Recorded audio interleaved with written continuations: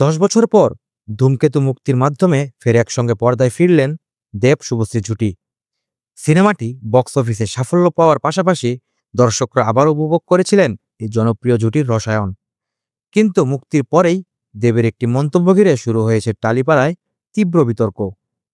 সম্প্রতি এক সাক্ষাৎকারে দেবকে প্রশ্ন করা হয়, যদি ধূমকেতু 2025 সালে নির্মিত হতো তবে কি শুভশ্রীকে নায়িকা হিসেবে নিতেন? উত্তরে দেব বলেন, শুভশ্রী এখন 2 সন্তানের মা। তার মুখের ইনোসেন্স বা সারল্য নষ্ট হয়ে গেছে, তাই নায়িকা হিসেবে নয়, হয়তো কোনো পার্শ্ব চরিত্রে কাস্ট করা যেত। আর এই মন্তব্যেই আগুনে ঘি পড়েছে। এ বিষয়ে ক্ষোভ প্রকাশ করে শুভশ্রী বলেন, একজন সেন্সেবল মানুষ কিভাবে এমন মন্তব্য করতে পারেন আমি বুঝি না। আমার পার্শ্ব চরিত্র করতে কোনো সমস্যা নেই। আমি মা হয়েছি, সন্তান জন্ম দিয়েছি, এটা তো কোনো অপরাধ নয়। আমার কাছে চরিত্রটাই আসল। কিন্তু 2025 সালে দাঁড়িয়ে একজন নায়ক যদি আমার সঙ্গে ছবি প্রচার করতে এসে এভাবে অসম্মানজনক মন্তব্য করেন, সেটা মানা কঠিন।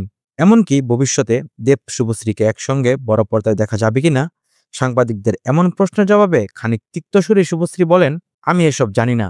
মা হয়ে গেছি, মুখে সারল্য নেই। ডেস্ক রিপোর্ট, খবরের দেশ, বিনোদন ডেস্ক।